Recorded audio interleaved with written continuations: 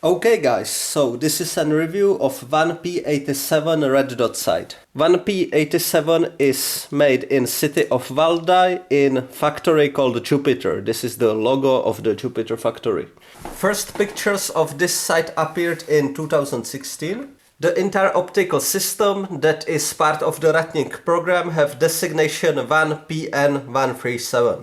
Here we will take a look at configuration for AK-74M3, which was part of the Reticle system as well. Later they adopted the AK-12 assault rifle, so basically then the optical system became part of that.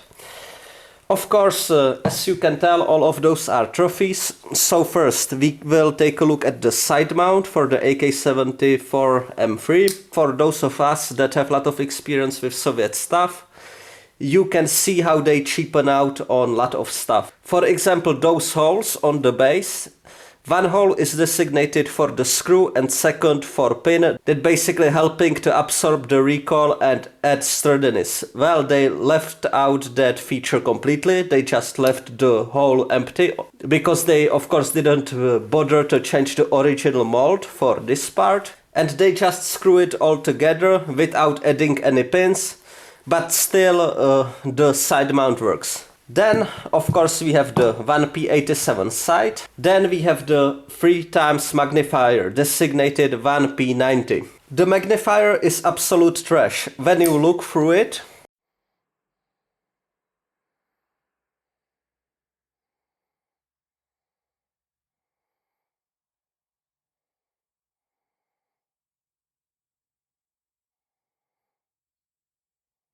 it's basically much worse than any Holosun offering, for example.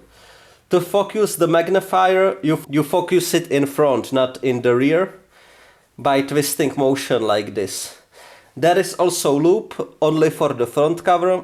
For the rear cover, you're getting special metallic plug that you pop in. Here you can take a look how it's beaten up already, because here you have less than millimeter of like protecting metal. Of course we having our serial number and our mini rail mounting point. If you ever looked through cheap magnifier, it's about 10 times better than this Reticle magnifier. Because of that, the magnifier itself, it's extremely rare to get as trophy because nobody really using it. What is standard feature with magnifiers is that you want your side picture, the center of the lens, have placed exactly in a way that your reticle in the middle of the optic over here will be exactly in the center of the glass of the picture. So for that, on normal magnifier you have your windage and your elevation, so in two axes you basically place the dot in the center. Well, here as you can see it's nothing like it, so your dot will be always off center. The only way how to move the optic itself in theory is by losing this part, and then you have only metal band running through top of the optic, and that way you can move the optic, but you will never manage to center any dot like that. I even think that it's not even supposed to be ever moved, that this is just another way how to make cheap solution. Normal 3-power basic optic with very mediocre field of view, and then just metal band going to the base to make it possible to attach on the adapter like so. Now, why did they opted to use the mini rail mounting interface? Well, it's simple, because like this you have the magnifier, then you remove it by flipping this lever, and you can put the 1PN138 night vision behind your red dot and use it in a night setting like so.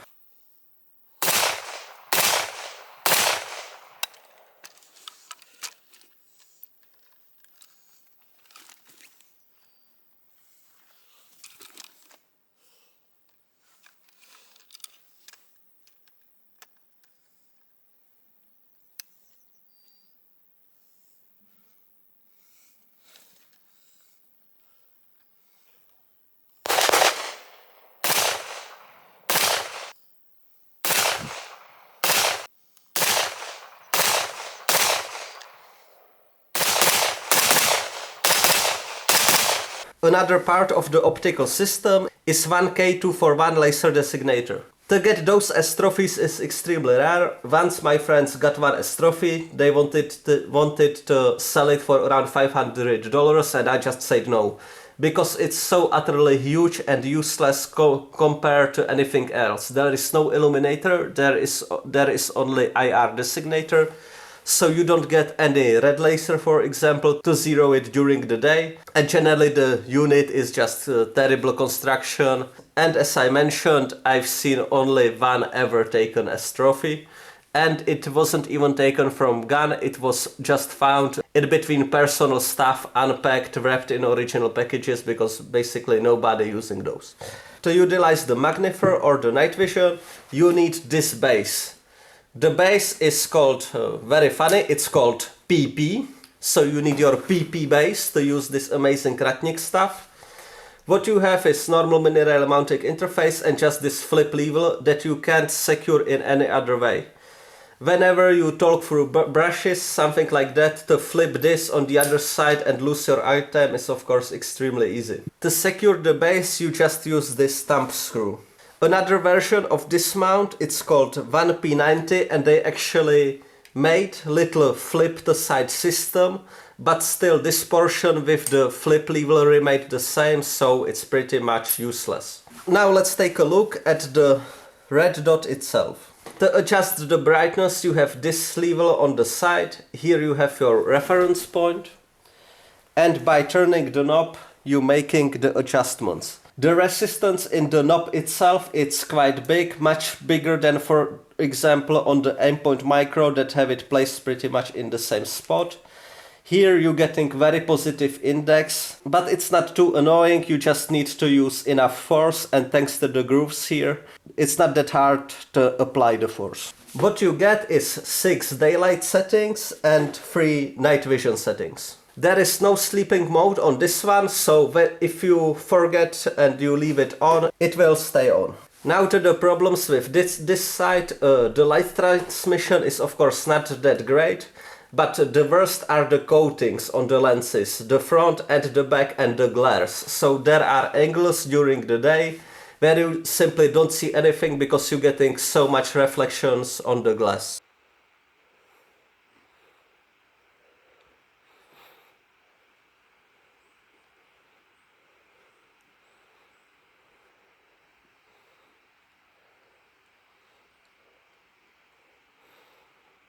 Also, what is curious, it's if you take the Israeli Mapro M5, it's pretty much the same optic. Both of them are prismatic red dots, which is a little bit unique system of picturing the dot. It's nothing like the holographic on the EOTech.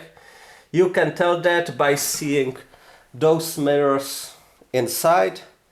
It's the same on N5, the same on this one. Israel transferring a lot of technology to Russia together with the drone technology. The red dot itself, being very mediocre, have actually surprisingly okay picture under night vision. Here you can see the older type of reticle, basically 2 dots and 1 line. Little bit moving it around, playing with the intensity. Now we switched to the more modern reticle that is also much more common to take as trophies, very reminiscent of EOTech, but the circle is slightly smaller than on EOTech.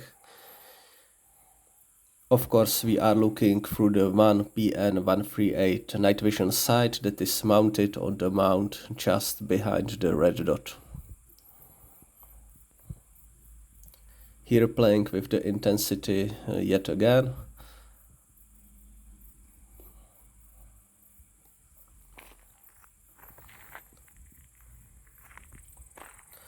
All that it's in dark night without any illumination. Here I'm just covering the lens and showing you a little bit of the auto gating of the night vision and how the reticle basically looks in such conditions.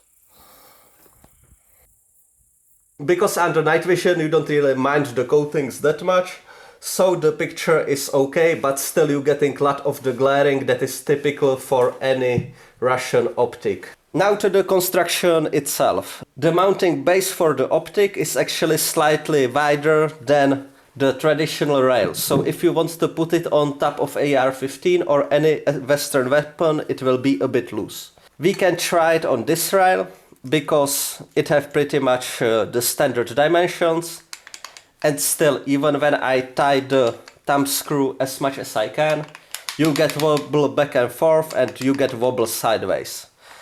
To reduce that, basically the only option that you have in the West is to use the unity risers. Since unity risers are made from factory the tiny bit wider, so you can put that one on without any wobble, like so, and then mount the riser on top of your firearm. I tried it on the FN Minimis, I tried it on the Brand 2s, and everywhere the red dots were loose. You can get this version also in civilian variant, that's called PK120. We getting the PK120s as trophies as well. They are basically the same red dot made in the same factory. But if you really want this type of sight, I would recommend you to get the Chinese Novus PDS1, because that one have much better glass, much better quality, and it's overall much better red dot. Now let's take a look at reticles.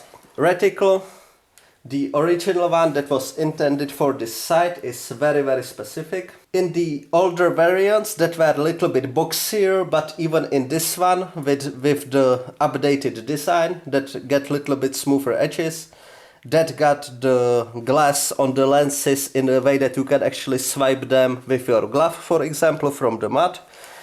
Well, these older versions and earlier versions have this type of reticle. It's basically one dot on top, then two lines, and then one dot on the bottom. It's basically bullet drop compensation reticle. The top dot is zeroed for 100 meters, and then you should be getting in between these two lines your 300 meter zero, and this lower one is your 500 meter zero.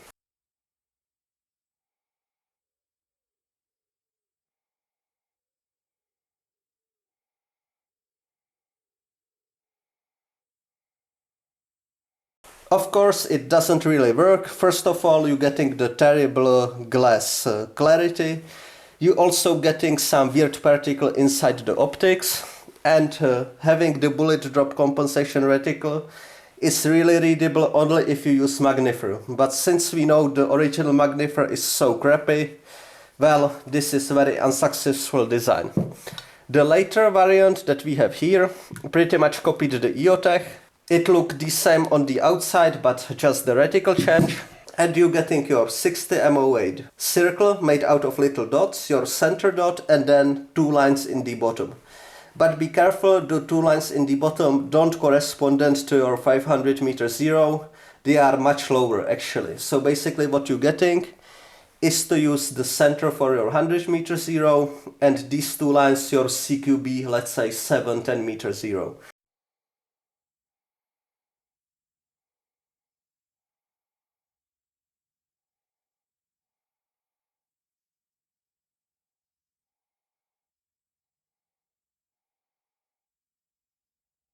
This works for single AA battery. Here is the battery compartment. Of course, you can see throughout that the quality is terrible. Here, for example, you're getting the cap. Then you can just remove the spring like so, because it just doesn't hold. And yeah, then you can screw it back on. What is also a common problem is those keepers snapping off. That's natural. Then another problem is that this thumb screw basically snapping at this point, so then you're losing this entire locking portion and the dot itself become useless. Also, all of the components of this system really don't like moisture. So when you submerge those, you running into big danger of getting damage on the electronics. They tried to deal with this issue by adding a lot of glue in a lot of the compartments, the screw heads, etc. You can see it also on the night vision. They just putting glue everywhere to try to make this issue a little bit better. Well, it didn't work.